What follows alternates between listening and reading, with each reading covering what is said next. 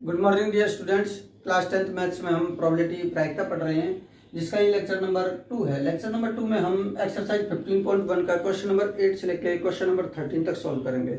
इससे पहले हम लेक्चर 1 में एक्सरसाइज 15.1 का इंट्रोडक्शन एंड क्वेश्चन नंबर 1 से लेके 7 तक कंप्लीट कर चुके हैं। लेक्चर 1, लेक्चर 2, लेक्चर 3 इनकी जो प्लेलिस्ट है उसका लिंक आपको डिस्क्रिप्शन बॉक्स में मिल जाएगा। जो भी जितने आगे लेक्चर आएंगे उन सभी लेक्चरों को एक प्लेलिस्ट में मैंने डाल दिया है और उसकी प्लेलिस्ट की लिंक आपको डिस्क्रिप्शन बॉक्स में मिल जाएगी, जहां पर आप लिंक पर क्लिक करके उन सभी लेक्चरों को एक साथ देख सकते हैं। अब आपके लिए हम और सोनू सर दोनों मिलकर बेस्ट से बेस्ट प्लान लेके आते रहेंगे। आप मन लगाकर पढ़िए, आपको कहीं कोई दिक्कत नहीं आएगी। अब देखिए question number 8। A bag contains 3 red balls and 5 black balls. A ball is drawn at random from the bag. What is the probability that the ball drawn is red and not red? एक थैले में 3 लाल और 5 काली गेंदें हैं। इस थैले में से एक गेंद यादृच्छिक निकाली जाती है।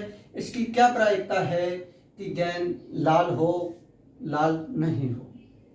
देखिए क्वेश्चन ये है कि आपके पास एक बैग है, तो आप सबसे पहले तो इस क्वेश्चन को ऐसे समझो कि अपने पास मान के चलो ये एक बैग है।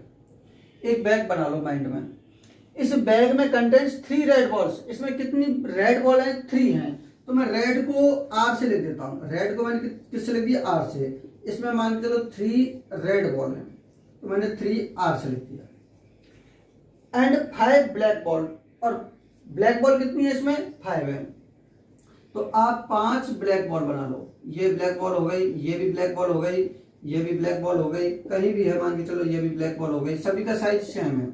देखो रेड में 1, 2 और 3 हो गए, और ब्लैक में 1, 2, 3, 4 एंड 5 हो गए। ये एक बैग में है। तो ये bag contains 3 red balls and 5 black balls. A ball is drawn at random from the bag. इस बैग में से रैंडमली, कल आपको सोनू सर ने बता ही दिया था कि रैंडमली का मतलब क्या होगा कि बगैर देखे उस बैग में से बॉल को निकालना। हमें पता नहीं कि कौन सी बॉल आएगी। इस बैग को अच्छी तरीके से हटा दिया गया है और उसके बाद में इस बैग में से बॉल को निकालना, तो वो कहलाता है रैंडमली। अगर हमें पता नहीं है कि हम जो बॉल निकाल रहे हैं वो कौन सी बॉल है, तो वो क्या होगा? रैंडम होगा। तो random from the bag, what is the probability that the ball drawn is red. तो जब हम उस बैग में से रैंडमली बॉल को निकालेंगे तो वो बॉल रेड होगी। इस बात की प्रोबेबिलिटी क्या है? यही है आपका क्वेश्चन।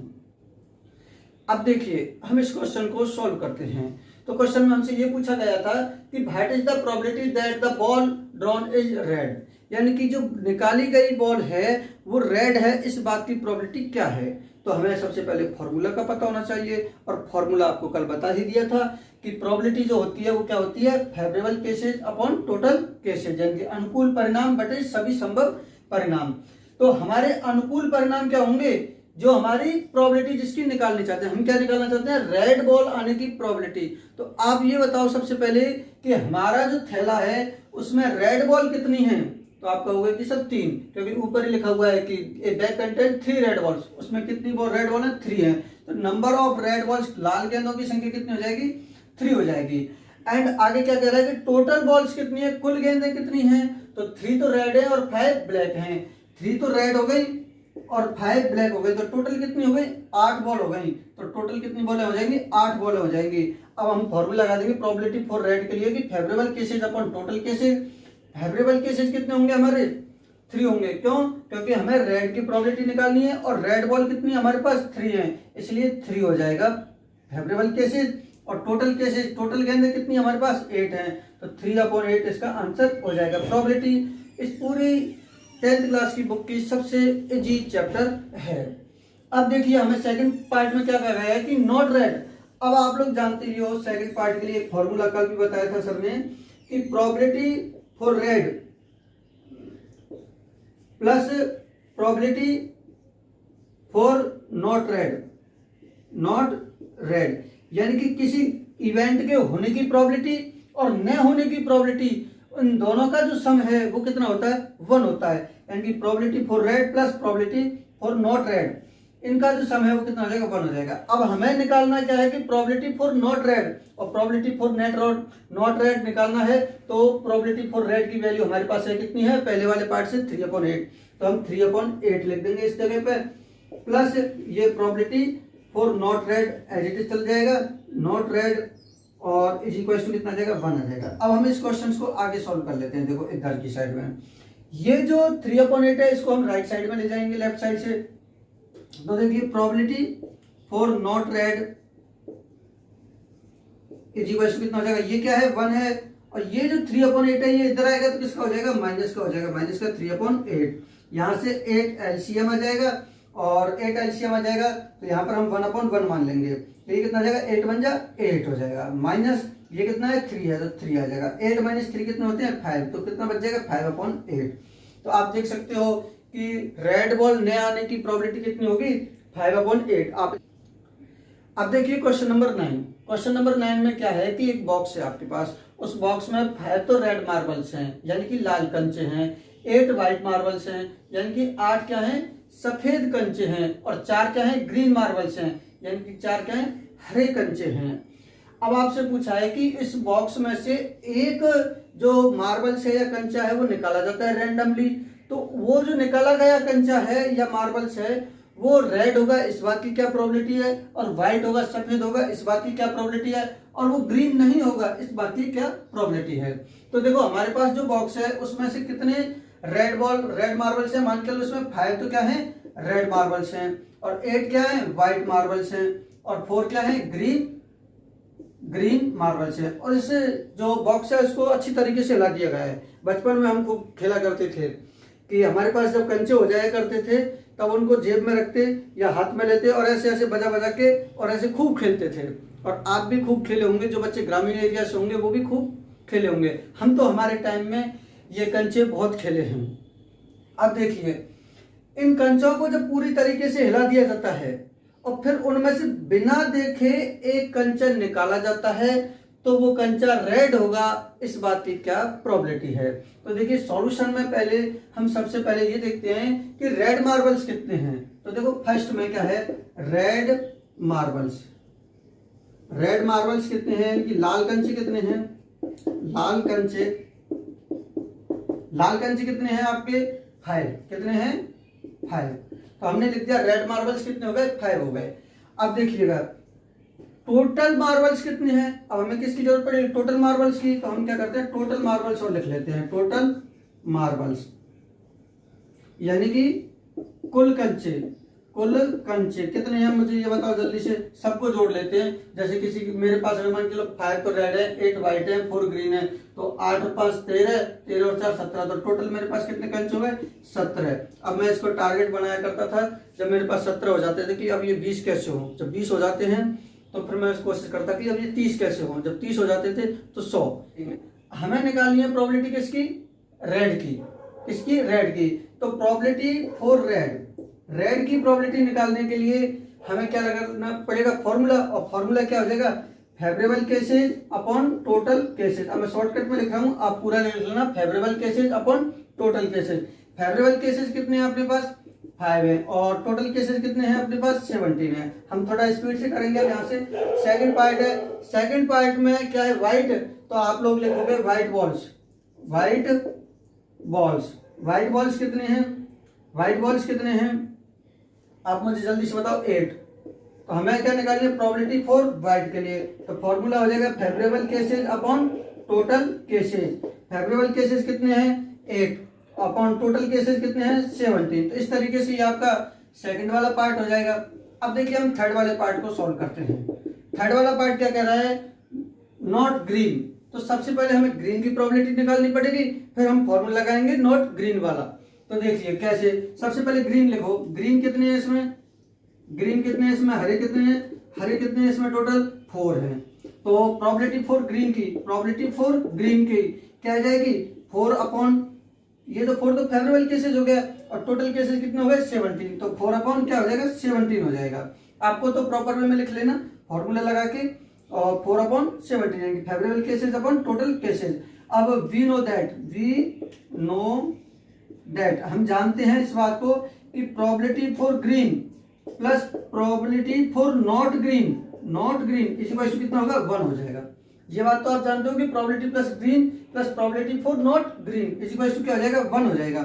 अब देखो प्रोबेबिलिटी फॉर ग्रीन कितनी आ गई 4/17 तो क्या आ जाएगा 4/17 plus probability for not green, probability for not green इसी वजह से कितना हो जाएगा 1 हो जाएगा। अब ये 4/17 है, ये इधर आके किसका हो जाएगा माइनस का हो जाएगा। मैं यहाँ पर सॉल्व कर देता हूँ, आप लिख लेना प्रोबेबिलिटी फॉर नॉट ग्रीन, यानी कि प्रोबेबिलिटी फॉर नॉट ग्रीन ये 4/17 इधर जाएगा तो 1 तो इधर पहले से है ही है, माइनस हो जाएगा कितना 4/17। अब क्या करेंगे ये 17 तो क्या आ जाएगा एलसीएम आ जाएगा और ये कितना आ जाएगा 17 माइनस 4 इज इक्वल टू 17 में से 4 जाएंगे कितने बचेंगे 17 में से 4 जाएंगे तो कितने बचेंगे, जल्दी से बताओ कितने बचेंगे 13 बचेगा ना 13/17। तो इस तरीके से ये आपका क्वेश्चन नंबर 9 है। प्रोबेबिलिटी सारे क्वेश्चंस बहुत इजी हैं, आप अब सेल्फ से भी कर लो भले, कहीं कोई दिक्कत नहीं है। बस केवल ये फॉर्मूला लगाना है कि फेवरेबल केसेस अपन टोटल केसेस, और फेवरेबल में कितने हैं अपने और टोटल कितने हैं, बस इसी से ही हो जाएगा। आगे जाके कभी कभार इस फॉर्मूले के जैसे जरूरत पड़ती है नोट के लिए तो फिर इस फॉर्मूले को भी यूज में ले लो। अब देखिए क्वेश्चन नंबर 10 है। क्वेश्चन नंबर 10 में क्या है, पिग्गी बैंक की बात की गई है। पिग्गी बैंक, पिग्गी बैंक क्या होती है कि एक गुल्लक की तरह होती है, गुल्लक ही होती है एक तरीके से हम ये कह सकते हैं कि जो गुल्लक है ना उसमें आप लोग छोटे जो हो अभी तो आप लोग भी ऐसा करते होंगे कि जब मार्केट गए कभी तो आपको गुल्लक दिखी तो आप अपने घर वालों से कह देते हैं कि मुझे तो ये चाहिए। क्यों? क्योंकि आप उसको ले आओगे, उसमें धीरे धीरे 1-1 रुपए 2-2 रुपए आप उसमें जमा करते जाओगे और इकट्ठा करोगे आगे के लिए।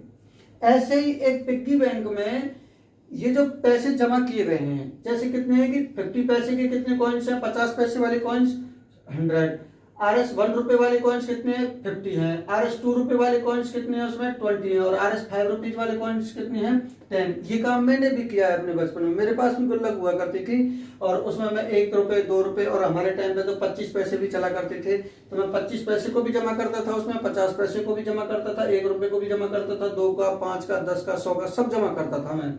लेकिन इस क्वेश्चन में कहा गया है कि 50 पैसे के कॉइन्स कितने हैं उस गुल्लक में, उस पिग्गी बैंक में 100 हैं, और 1 रुपए के कॉइन्स कितने हैं 50 हैं, और 2 रुपए के कॉइन्स कितने हैं 20 हैं, और 5 रुपए के कॉइन्स कितने हैं 10 हैं। इस प्रकार से इस पिग्गी बैंक को पहले तो खूब हिलाया जाता है और हिला के और उसको जब उल्टा किया जाता है तो उसमें से एक कॉइन गिर जाता है, एक कॉइन गिर जाता है। अब पता नहीं कि कौन सा गिरेगा, क्योंकि इसको हिलाकर गिराने में तो बहुत मेहनत होती है। हमें कभी कभार जब उस जरूरत पड़ जाती है कि तो उस बैंक, उस पिग्गी बैंक में से, इस गुल्लक में से निकालने के लिए उस चक्कू का सहारा लेना पड़ता था और उस चक्कू से उसको हिला के तब निकाला करते थे। कई बार तो निकल जाता था लेकिन कई बार निकालने के लिए भी बहुत मेहनत करनी पड़ती थी। तो इसमें से आप निकाल सकते हो।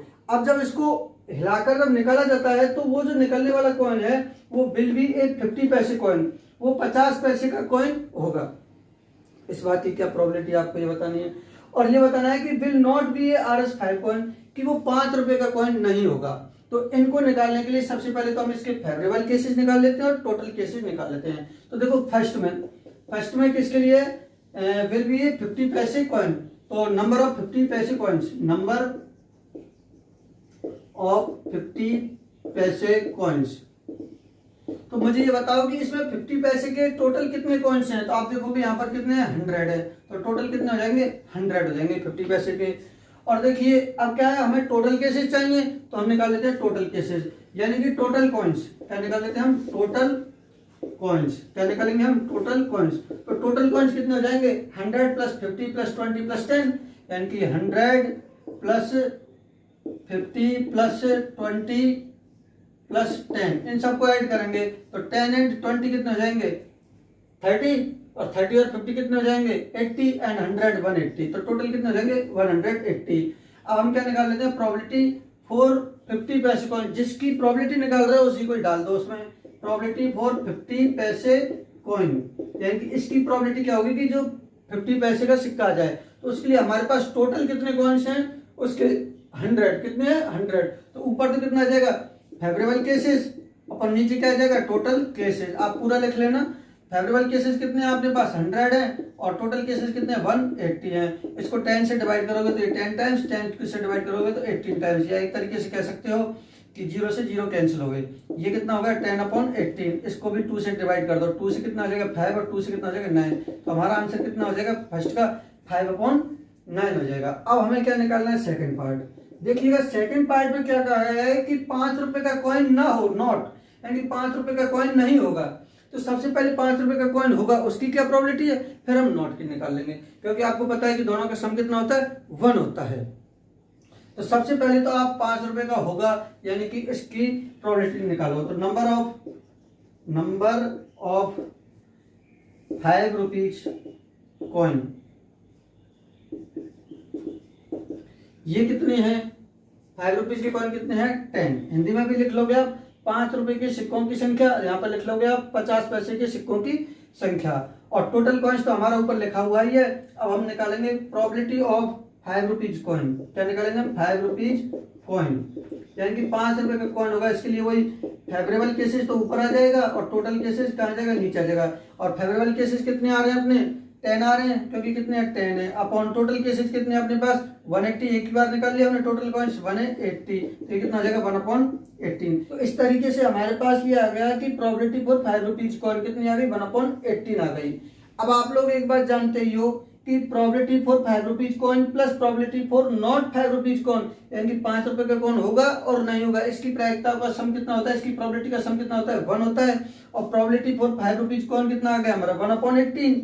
और फिर प्रोबेबिलिटी फॉर नॉट, ये नॉट लिख रहा हूं मैं, नॉट 5 रुपीज कॉइन, इसका जो सम है वो कितना आ गया, 1 आ गया। अब हमें क्या निकालना है, probability for not 5 rupees coin. तो मैं ऊपर लिख रहा हूं probability for not 5 rupees coin, इसका मान जो होगा कितना होगा, ये 1 तो इधर है ही है, और ये 1/18 हमारा इधर आ जाएगा, तो माइनस का 1/18 हो जाएगा। और यहाँ से हमें एलसीएम ले लेंगे 18, तो 18 ऊपर चला जाएगा, 18 माइनस 1 कितना हो जाएगा, 17/18 हो जाएगा। तो ये हमारा आंसर होगा। यहाँ पर एलसीएम आया 18 और यहाँ पर 1/1 था, तो 1 से 18 को डिवाइड किया, 18 को 1 से मल्टीप्लाई किया, तो वापस से 18 और ये -1, तो 17/18 आपके क्वेश्चन नंबर 10 का आंसर हो जाएगा। तो ये बहुत ही आसान क्वेश्चन हैं।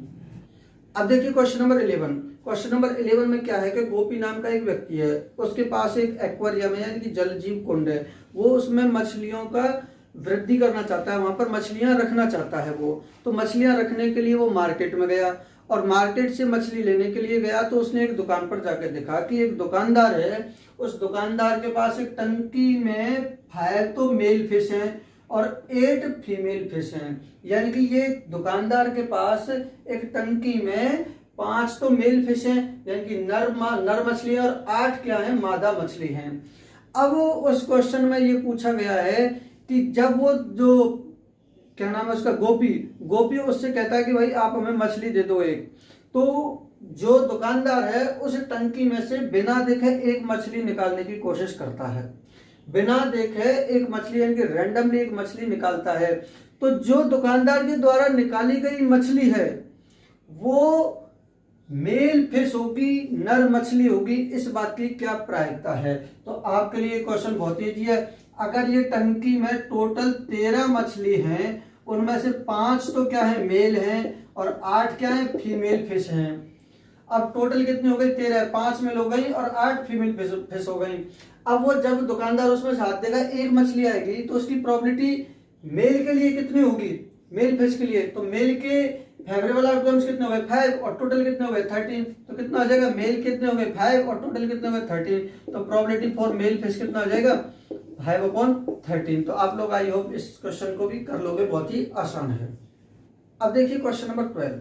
क्वेश्चन नंबर 12 में आपके लिए गेम दिया गया है, बहुत ही अच्छा है, बहुत ही इंटरेस्टिंग है कि इस तरीके से ये गेम है। इसमें क्या है कि नंबर लिखे हुए 1 2 3 4 5 6 7 8 और इन नंबरों को लिखकर और यहाँ पर एक तीर का जो सिंबल है लगाया गया है और इस तीर के सिंबल को हम घुमा सकते हैं, यानी कि ये जो तीर का सिंबल है वो रोटेट हो सकता है। जब हम इसको रोटेट करते हैं तो ये जहां पर रुकता है उसके लिए ये इक्वली लाइकली है, यानी कि इसके परिणाम समप्रायिक हैं। सबसे पहली बात तो अब जब इसको हम रोटेट कर देते हैं, रोटेट करने के बाद में ये जो तीर का सिंबल है ये 8 पर रुकेगा, इस बात की क्या प्रोबेबिलिटी है। ये जहां पर रुकेगा वो नंबर ओड नंबर होगा, इस बात की क्या प्रोबेबिलिटी है।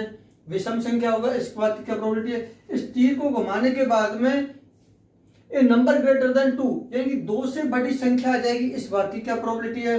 इस तीर के सिंबल को घुमाने के बाद में ए नंबर लेस देन 9, यानी कि 9 से छोटी संख्या आ जाएगी, इस बात की क्या प्रोबेबिलिटी है, आपको क्वेश्चन में ये पूछा गया है।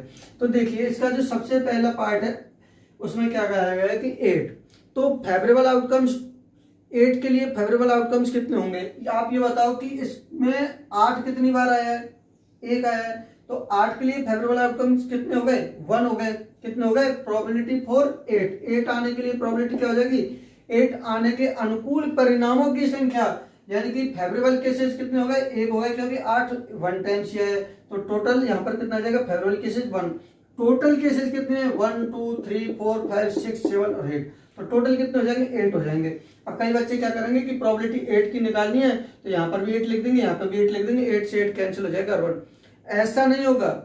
इसमें हमें यह करना होगा कि 8 आने के अनुकूल परिणामों की संख्या देखनी होगी, यानी कि 8 के जो फेवरेबल केसेज हैं वो टोटल एक ही जगह पर है। अगर 8 दो जगह पर आया होता तब हम 2 लेते, अगर 8 सब में होता तो फिर हम सब की जगह पे लेते, तो यहाँ पर एक ही बार आया, अतः यहाँ पर 1 आएगा। फेवरेबल केसेज में फॉर्मूला तो आप सब लिख ही दोगे।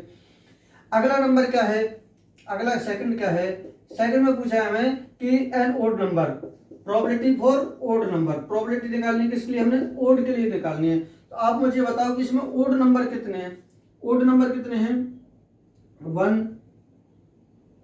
3 5 और 7, यानी कि ये भी ओड नंबर है 1, ओड नंबर कौन कौन से हो जाएंगे 1 3 5 एंड 7, ये सब ओड नंबर है ना।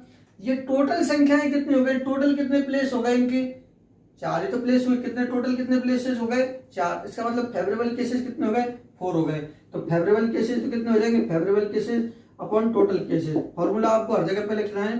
तो फेवरेबल केसेस कितने हो गए 4 और टोटल केसेस कितने हो गए 8, तो 4 से 1 टाइम्स, 4 से 2 टाइम्स, तो कितना हो जाएगा 1/2, तो ये आपका आंसर हो जाएगा। आप देख सकते हो कि या तो यहाँ पर रोके, फर्स्ट चांस तो इसका ये हो गया, सेकंड चांस इसका ये हो गया, और थर्ड चांस इसका ये हो गया, और फोर्थ चांस इसका ये हो गया, तो टोटल 4 ही तो प्लेस बन रहे हैं, इसलिए फेवरेबल केसेस कितने हुए हमारे 4, और टोटल सब ये 8 थे, इसलिए 8 बना। अब फर्स्ट सेकंड के बाद हम थर्ड देखते हैं। थर्ड में क्या है, a number greater than 2, probability for greater 2, greater 2, यानी 2 से बड़ा नंबर होगा, इसके फेवरेबल केसेस देखो और टोटल केसेस देखो। फेवरेबल केसेस कितने हैं ग्रेटर देन 2 के, यानी कि 2 से बड़ा, तो 1 नहीं होगा और 2 नहीं होगा, यानी इन दोनों पे नहीं आ सकता, बाकी 1 2 3 4 5 6 इन 6 प्लेसेस पे से कहीं पे भी आ जाए। तो टोटल फेवरेबल केसेस कितने बन गए 1 2 3 4 5 6, तो फेवरेबल केसेस तो कितने आ गए 6, और टोटल में तो सब आ जाएंगे, और वो कितने हो गए 8 हो गए, तो 6/8 हो जाएगा। ये कितने टाइम्स 3 टाइम्स, ये कितने टाइम्स 4 टाइम्स, तो 3/4 हो जाएगा। तो आपको शायद थर्ड पार्ट भी समझ में आ गया होगा। अब लिखते हैं हम फोर्थ पार्ट। आप लोगों को इस प्रोबेबिलिटी वाले क्वेश्चन में आप चाहो तो क्वेश्चंस को लिखना छोड़ सकते हो, कहीं कोई दिक्कत नहीं है, सिर्फ क्वेश्चंस को लिखने की बजाय आप 2 बार पढ़ लेना। अब देखिए अगला है हमारे पास ए नंबर लेस देन 9, यानी कि 9 से छोटी संख्या। अब हम क्या निकालेंगे, प्रोबेबिलिटी फॉर लेस 9, यानी कि 9 से छोटी संख्या। आप मुझे बताओ कि 9 से छोटी संख्या आ जाए, इसके लिए इसमें कितने प्लेसेज हैं, तो ये सभी प्लेसेज हैं, या तो यहाँ पर आ जाए, यहाँ पर जाए। अगर हम इस ये से तीर के सिंबल को रोटेट करेंगे, तो रोटेट करने के बाद में ये जो जिस पॉइंट पे इंगित करेगा या जिस पॉइंट पे आके रुकेगा वो 9 से छोटी संख्या तो हो गई, चाहे 8 पर रुक, चाहे 1 पर रुक, चाहे 2 पर रुक, तो ये प्रोबेबिलिटी होनी है। ये क्या है, एक सर्टेन इवेंट है, तो इसलिए फेवरेबल केसेस तो ये सभी हो जाएंगे, कितने हो जाएंगे 8 हो जाएंगे, और टोटल केसेस भी हमारे कितने हैं 8 हैं, तो टोटल केसेस भी 8 हो जाएंगे, 8 से 8 कैंसिल हो जाएगा, तो 1 आंसर हो जाएगा। तो इस तरीके से ये क्वेश्चन है, आप लोग भी ऐसे ही शॉर्टकट में कर लेना, लेकिन फॉर्मूला जरूर लिख देना हर एक के लिए। और अगर आप लोग फेवरेबल केसेस निकाल के और टोटल केसेस अगर लिखते हो एक लाइन और इसमें ऐड कर देते हो, तो ये तो और भी अच्छी बात है। अब देखिए क्वेश्चन नंबर 13।